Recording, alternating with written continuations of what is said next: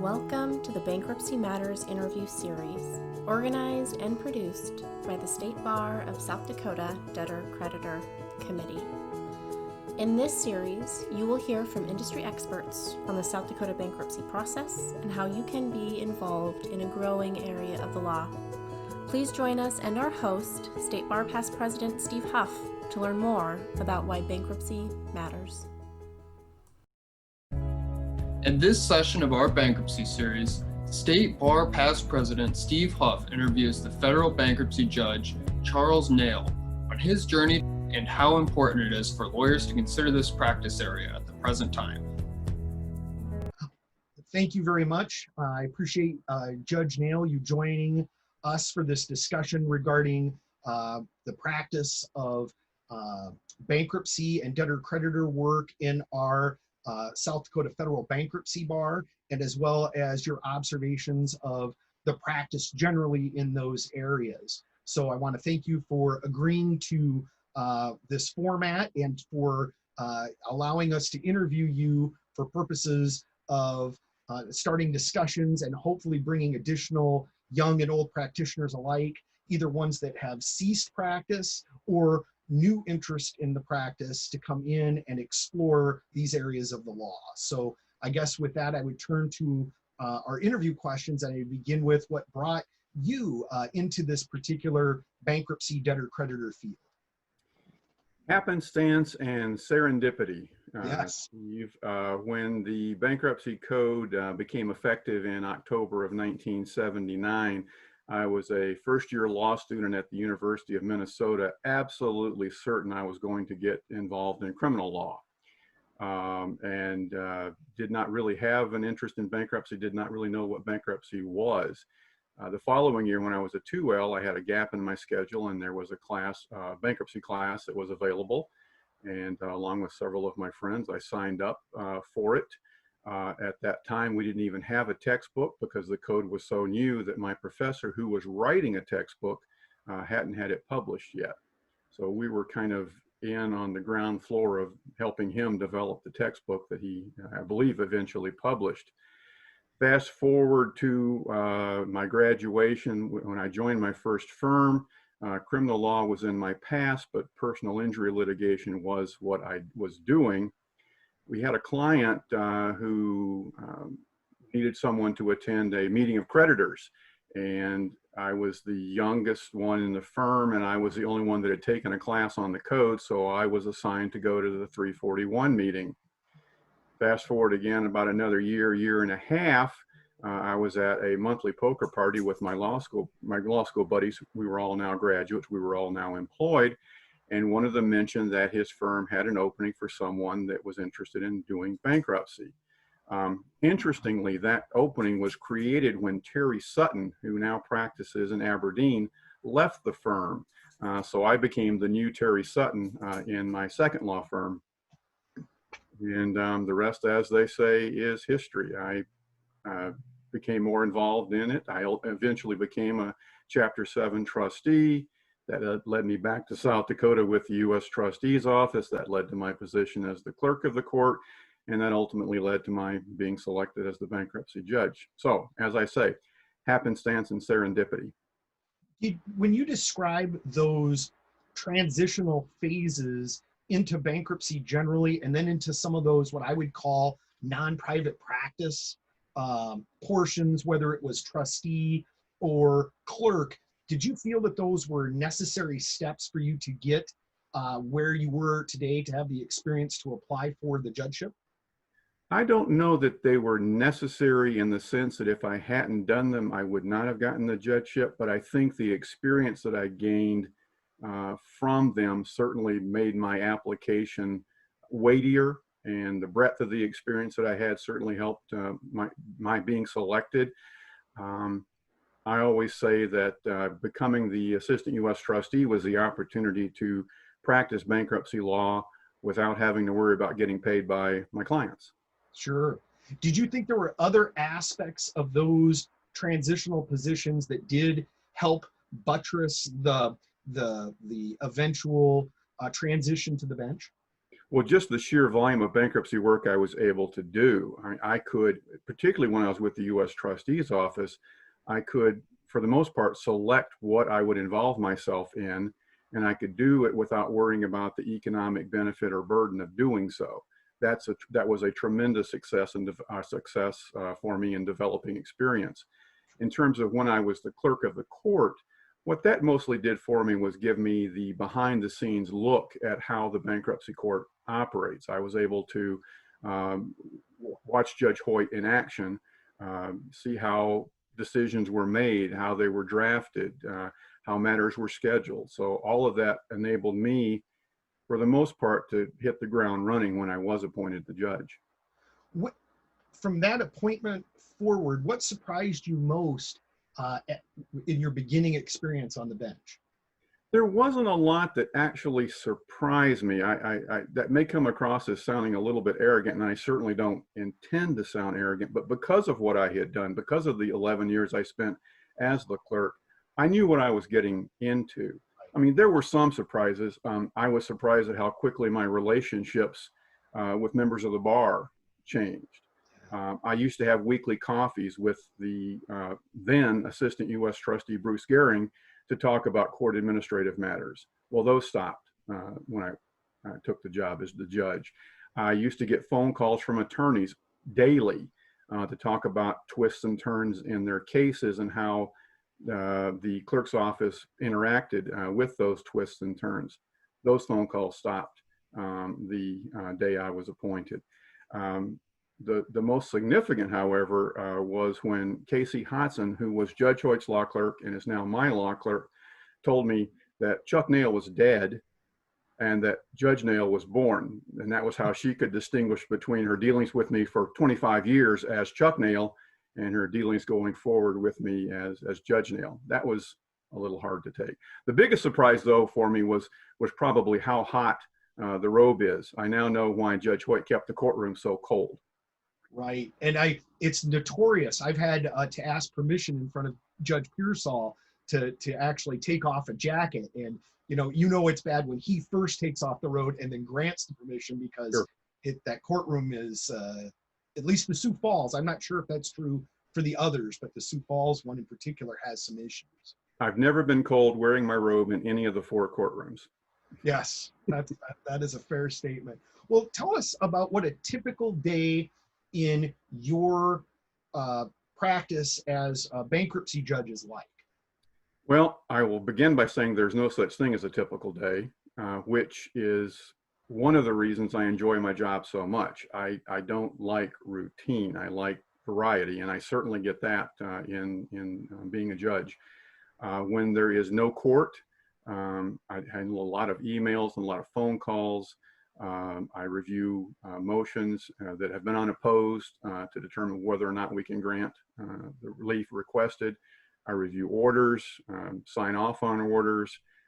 Depending upon what's on my plate, I may be doing some research for matters that are under advisement and drafting opinions or decisions, communicating with Casey about those opinions and orders and decisions.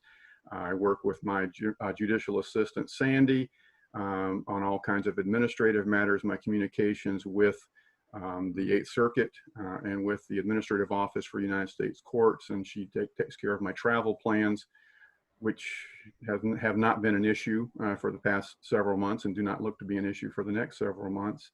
I work with Nita Sarvis, my courtroom deputy, on calendaring matters, scheduling matters, and I work with Rick Entwistle, the clerk, on administrative matters pertaining to how the court itself operates. And because I am on the bankruptcy appellate panel, I do interact with the other members of the bankruptcy appellate panel, talking about opinions that we're working on, talking about oral arguments that are coming up, those kinds of things. And any given day, one or more or all of those things can take place. Now, during a court week, we have telephonics every other Thursday. During the court week, I'm spending most of my time preparing for those hearings, reviewing the pleadings, reviewing the files, and being as prepared as I can for what's going to happen at the hearings themselves. And for the benefit of the viewers, those kind of telephonic days are very much like the days in circuit court where things are set in a large sequence of motions hearings and you're back to back to back. Exactly. We lump our matters that at least preliminarily don't require the taking of evidence. We try to dispose of as many of those as we can telephonically. That's a change from when I first came on the bench. When I first came on the bench, I handled a regular in-person calendar in Sioux Falls, and then I would alternate between Aberdeen and Rapid City each month and take matters there. It got to be the case more and more that out-of-town attorneys were having difficulty appearing in person. And since I wasn't taking evidence, we decided that as a convenience for the bar, we would do everything that we could telephonically, which fortunately stood us in good stead when COVID-19 hit and other courts around the country were scrambling on how they were going to handle telephonics. And for us, it was old news. We were ready and able to take care of it. Isn't that one way too to distinguish, I guess, your particular, and I guess the bankruptcy bar's handling of disposition of what I would call non-evidentiary matters by trying behind the scenes during those breaks where you don't have those calls, pushing the parties to report to the court? Is there progress? Is there a settlement? Do you find that aspect of the bankruptcy bar both unique and perhaps more efficient than some of the things that you observed before you became on the bench? I'm not as familiar with how the state courts handle those matters, but I will certainly say that we make a point of trying to keep matters on attorneys' front burners and trying to keep things moving. Bankruptcy is somewhat unique in that respect, that the old saying is justice delayed is justice denied, and it really applies more in bankruptcy than in some other areas, I suspect. I find it very helpful in terms of keeping my cases moving. I hope the attorneys find it helpful, and I suspect that some of them may feel that we're pushing them too hard, but I think it benefits everyone if the cases keep moving along. Sure. Well, I guess I would represent having dual licensure in Iowa and appearing somewhat less frequently, but still in front of Judge Collins, as well as in both South Dakota and Iowa state courts. There isn't another practice area that is, in my opinion, as helpful as pushing parties to settle and keeping communication open. And I find that to be one of the unspoken benefits of this practice as opposed to others, because I appreciate, and I know my clients appreciate, the dialogue door always being open, which isn't usually the case in those other venues, not because it's some sort of it's just a unique plus for our South Dakota bankruptcy bar that doesn't exist elsewhere, and I think would be helpful if it was implemented in those jurisdictions. But that's neither here nor there. But I do find it helpful for us, and I think it keeps, my other bankruptcy colleagues that are in the practice, we talk, behind the scenes about how we're trying to resolve these kind of cases, and I think that's the kind of solid horizontal dialogue that leads to solutions. So whatever comes of this interview, I definitely think that is a positive for this particular federal bankruptcy practice. What do you find is the challenges as now a more seasoned bankruptcy judge? Is it the larger cases, like, from, Judge Hoyt's experience in the tri-state ethanol, your experience in things like Northern Plains beef? Is it the volume of the cases? Is it certain practitioners that tend to need more steering and work than others? What things are you observing that provide the court with the most work-related challenges? Well, first, let me thank you for referring to me as a seasoned bankruptcy judge and not an old bankruptcy judge. Good framing of the question. Thank you. In terms of how my perception of the job is different now than it was when I first came on the bench, I don't think there's been that great a change. I had the benefit coming onto the bench of having been involved with the South Dakota Bankruptcy Bar for 18 years. And so I knew the players, I knew their tendencies, and I knew what to expect of them. And I think the opposite is also true. They knew my tendencies and they knew what to expect of me. So I think we've got a pretty good system going. So I don't find the operation of the cases that challenging. the greatest challenge is the one that frankly led to the seminar that we're putting on. The challenge was the bankruptcy bar is aging, as I am. The bankruptcy bar is seasoned. Let's say that. Mm-hmm. And so my concern was that we are all approaching that age where we probably won't be doing bankruptcy all that much longer. And I want to make sure that the bankruptcy bar is left in good hands. And so that requires new blood.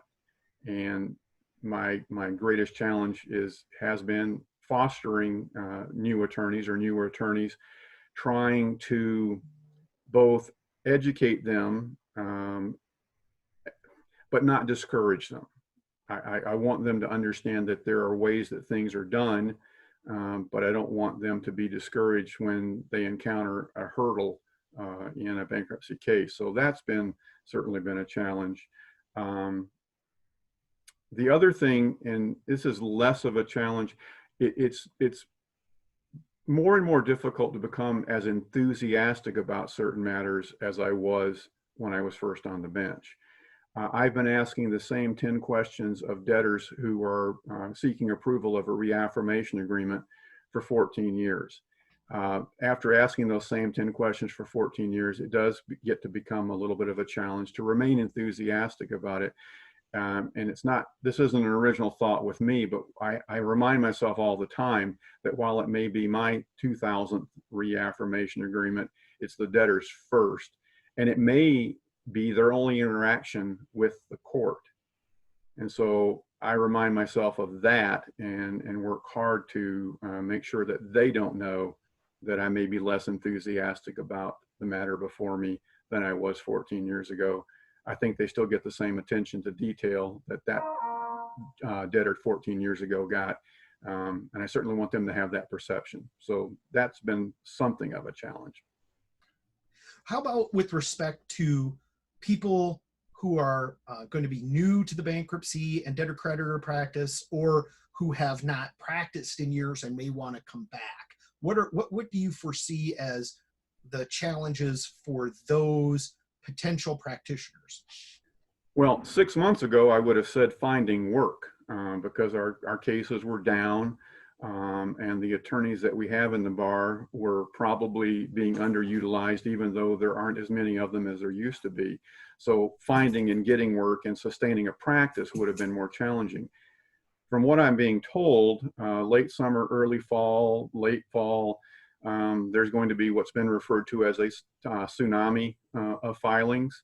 So I don't think that's going to be as much of a concern for someone getting back into the business. There will be work, and if past is prologue, there's going to be a lot of consumer work, and that's relatively easy compared to your larger reorganization cases. So there'll be work available for them. I think the biggest challenge for a new attorney or for someone returning to the practice after being away for a while is just getting up to speed. I mean, bankruptcy is not a simple practice. There are simple cases.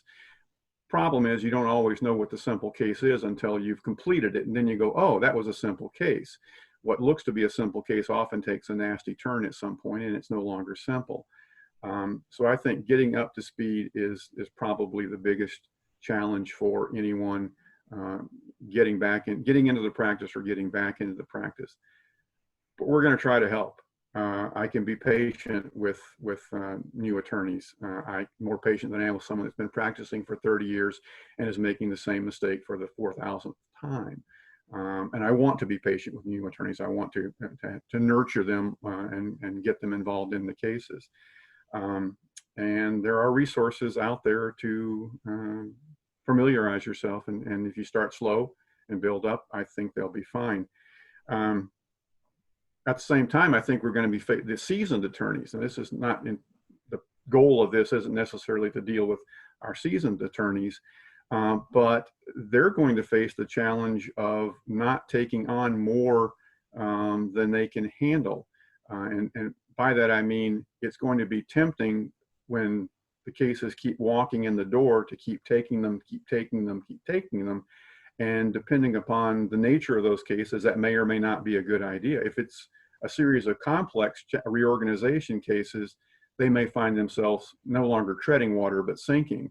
and we don't want that, obviously. So we want our seasoned attorneys to be mindful of the fact that take as much as you can handle, do as much as you can handle, but be ready to refer out some matters to these new attorneys who will be looking for work and can probably benefit from the kinds of cases that a more seasoned attorney would pass on to them.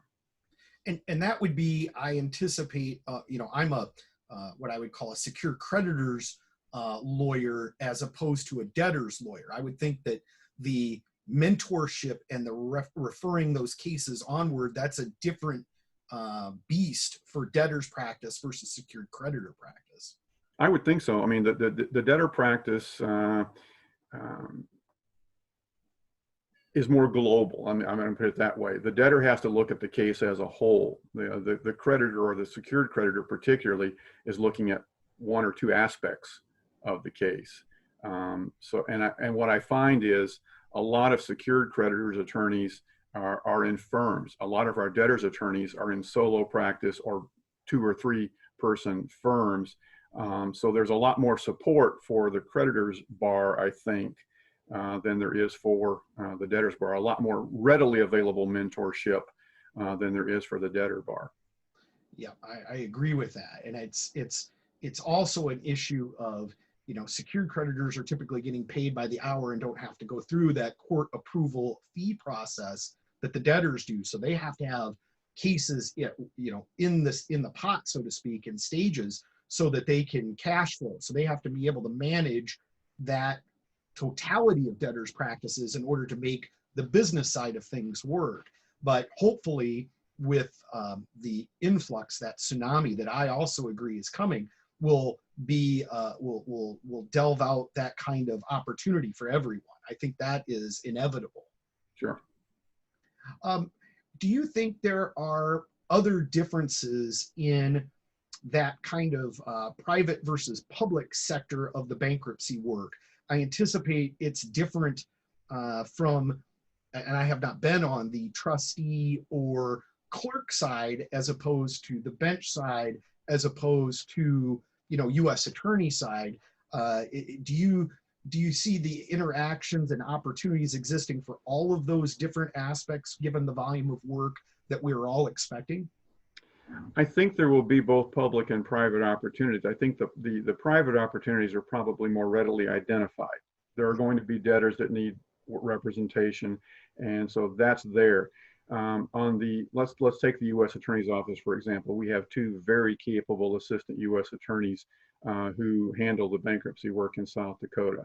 I don't know personally what percentage of their workload is made up of bankruptcy cases. I know that the IRS is involved in almost every case. I know that the Department of Agriculture is involved in every agricultural case. I know that the SBA is involved in a lot of our business cases.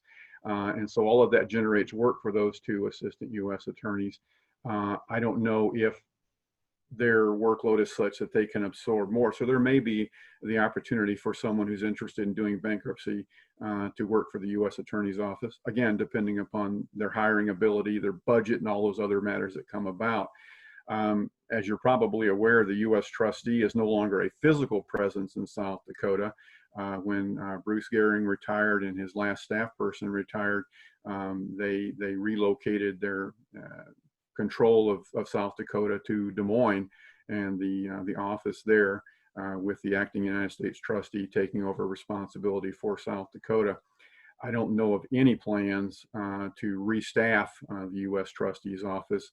So if a young attorney is looking to work for the U.S. trustee, they're probably not going to remain in South Dakota, and I don't want to talk to them. I want people to stay in South Dakota. Right on. So I think the opportunity for public sector attorneys is probably less than the private sector, at least in South Dakota. And that makes sense.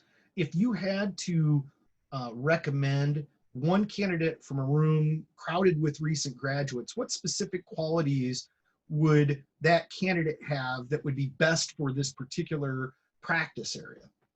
Well, I don't know that the qualities are going to be all that terribly different from any other practice area. I think a good attorney is a good attorney regardless of his or her chosen field. But I can tell you what particularly are things that I've looked for and have found most helpful in an attorney that I would consider a good bankruptcy attorney.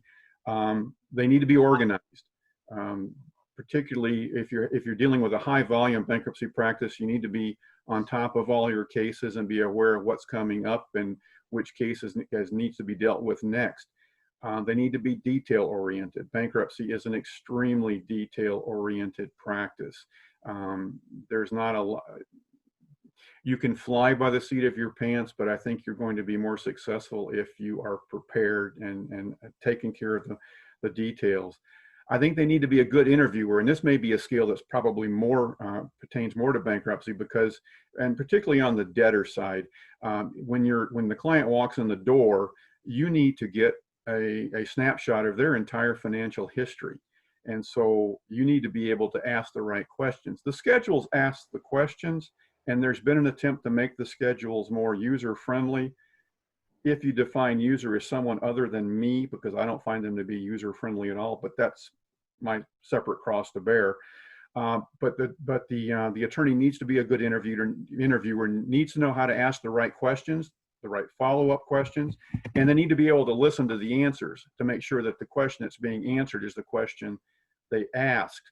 They need to be a good negotiator. The vast majority of resolutions in bankruptcy are negotiated resolutions. I really only become involved when the parties have not been able to resolve the matter themselves. And that's true of a lot of practices, but it's more critical in bankruptcy because there's not a lot of money, at least on one side of the fence. The debtor's attorney doesn't have a lot of time to spend doing unnecessary work. And their clients are not as willing to foot unnecessary bills. They need to be a good researcher. There's a lot of bankruptcy law out there. They need to be able to find it. They need to be a good writer. They need to be able to communicate to me because most of what we do is written. When you look at those tendencies, do you think that with the technology like we're using today with Zoom, that will change your practice? Do you see, for example, your telephonic hearings eventually going to the Zoom format, or do you prefer, kind of staying with the status quo for the time being so that you don't have people lost in the technology? In a non-evidentiary setting, I don't see the benefit, excuse me, of the video portion. And I think most of the attorneys that appear in front of me, you're wearing a nice suit, I'm wearing a nice suit. When they're doing telephonics, I'm betting most of them are not wearing a suit. And I think that going to video would require them to start wearing that suit again. And I don't think they'd be crazy about that. True. I do have other emergency ties and jackets in the office, not because I always like to suit up, but just because sometimes circumstances require that you have that available in the office. And, it's a little different from being in my world in the bench or in, a federal setting where you're typically, that is the suit is the daily wear.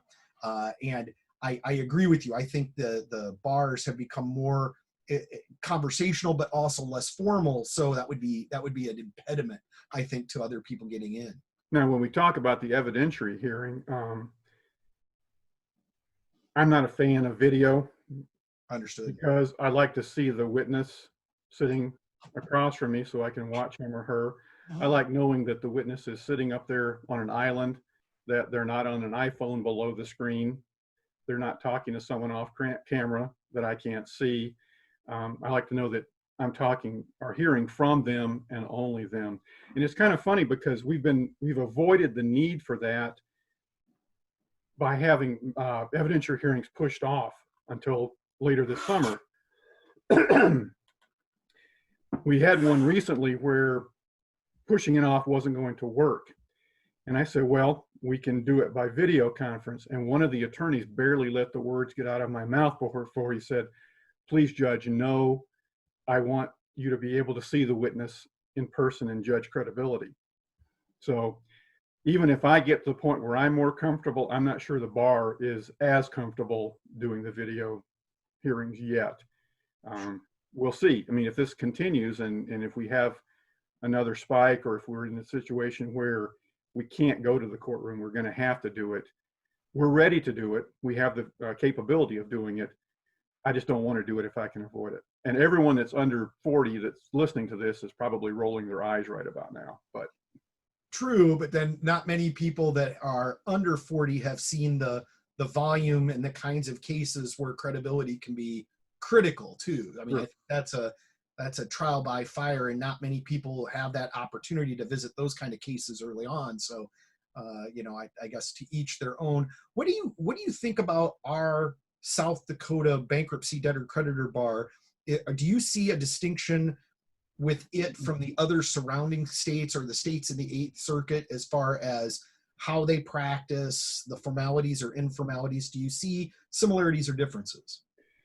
Well, our bar is obviously smaller than the bars surrounding us, with the possible exception of North Dakota. North Dakota's bar is fairly small too.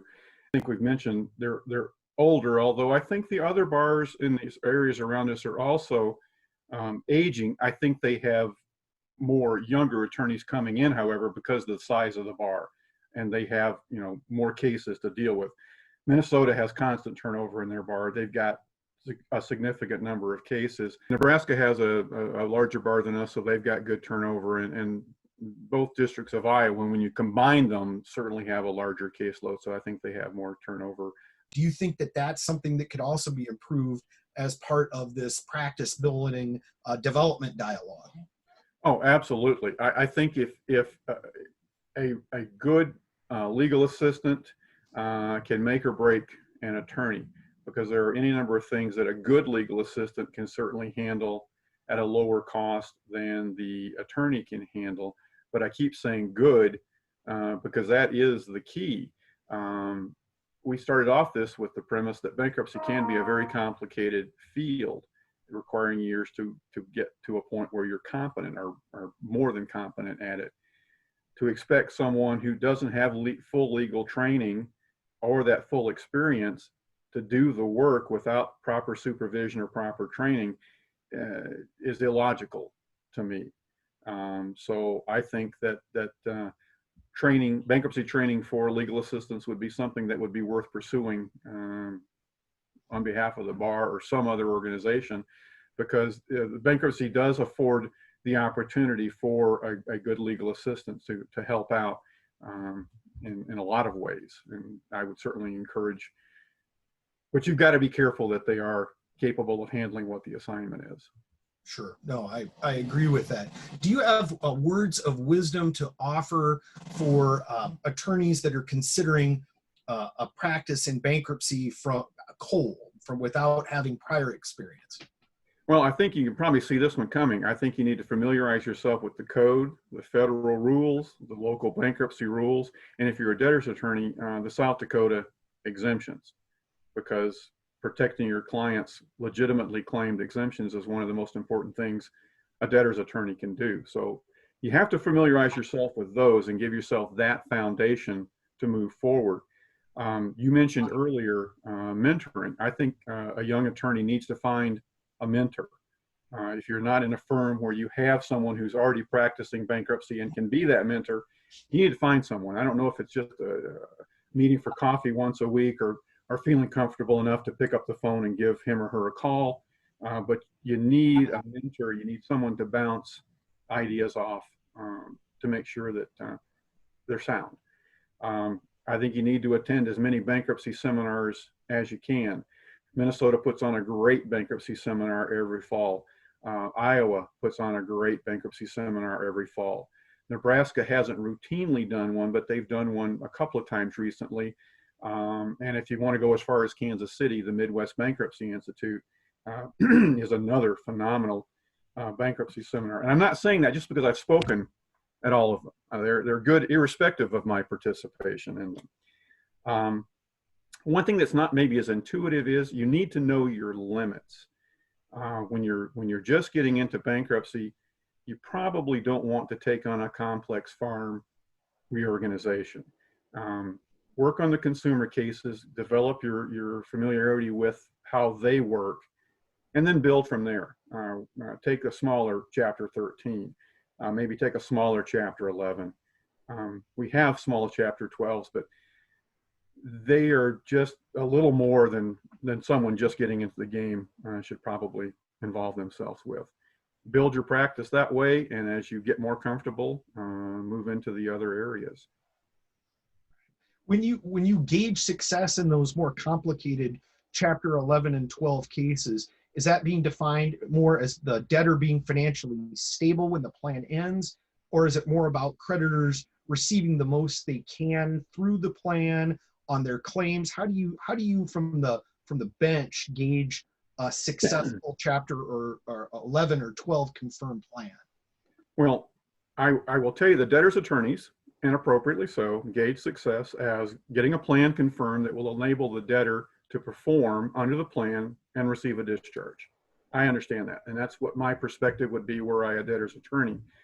However, when I was early on the bench, I made what I thought was a throwaway comment in an oral ruling that kind of reverberated around the state. I said that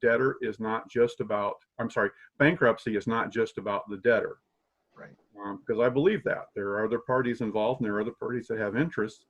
And so I would further define success in a reorganization case as the debtor confirming a plan that he, she, or it is capable of performing under, that they in fact perform under it, that they get their discharge, and then in the meantime, the creditors do get as much as the debtor is capable of returning to them. Because a plan that returns 5% to the unsecured creditors is not as successful as a plan that returns 100%. Sure. No, and I'm pretty sure the creditors would agree with that. I have that feeling that my clients would. That's true. You've practiced from the bench for basically a decade and a half. When you eventually decide to retire, would you have advice that you'd want to give your replacement, or advice that you remember that Judge Hoyt gave you that you found assistive? Well, the only advice that Judge Hoyt gave me was not to change everything right away. Okay. That seems like Judge Hoyt. It does, doesn't it? And I would be hesitant to offer too much advice to my successor, because so much of what you do is personal to you and how you want to see things operate. I could offer the advice that he or she should trust the bar. Overwhelmingly, we have a bar that knows what it's doing, represents its clients well, and represents its clients relatively economically. So I think that they can be trusted. I think our bar is overall an honest bar, and I think that also is something that would be of interest to new attorneys, because when you come in, overwhelmingly, you can trust what another member of the bankruptcy bar tells you. They're going to represent their clients zealously, but they're not going to lie to you. Both because I think they're honest, but also because we are a small bar, and if they lie to you, you're going to remember it and you're going to see them in the next case. So there's no return for them for not being candid with you. I think I would tell my successor to trust our trustees, not just because the word trust is in their title. We have very good trustees. Our Chapter 7 trustees are both, they strike a balance between maximizing the return to the unsecured creditors, but also while treating debtors fairly, I think is a good way of putting it. And our Chapter 13 trustee is an absolute gem. I don't think there's a better Chapter 13 trustee, certainly in the region. And that's something else that the new attorneys might want to bear in mind, not just my successor. The Chapter 13 trustee is not an adversary. The Chapter 13 trustee is a resource, and should be considered as such and should be viewed as such. And I think I've only had to tell one relatively new attorney that our Chapter 13 trustee is not an adversary, that he is as interested in getting the plan confirmed as the debtor is. I think beyond that, I would just tell my successor to enjoy the job. It took a long time when I was first appointed for me to stop smiling all the time. It's a great job. I enjoy the attorneys that appear in front of me.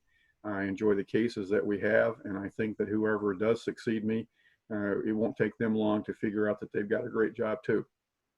Well, I think that speaks well to the practice, and I hope that people that view the video take it as such and become interested in what I have found to be a great area of practice for 2 decades plus, and I hope we can survive the influx of work, get it delved out appropriately, and develop that next generation of practitioners that are going to be able to carry, I'm guessing, an expanded bar practice forward. I hope so. I hope so. I want to thank you for your time, for your innovation and suggestion of us conducting interviews like this. And if you have any other suggestions, or if you see things in other interviews that you think should be commented about or maybe developed further, if you would have, you or your staff contact me, I would be happy to do that. I plan to probably reach out to Casey and or every trustee that we have in the area, Leanne and others, maybe even trustees across the border as well, just to kind of develop those next sets of topics before we transition to the debtor or creditors bars. Do you think that's the right order? I think of absolutely. things? I think absolutely. Okay. All right. Well, again, many thanks for your time, and I consider the interview concluded and a success unless the court has further direction for me. For taking the time, Stephen, for doing this, and for taking this, my suggestion as seriously as you did. I think this is going to help a lot of people, and it's a good thing. So it's what the bar is intended to accomplish, and I think this is exactly what we need to be doing right now.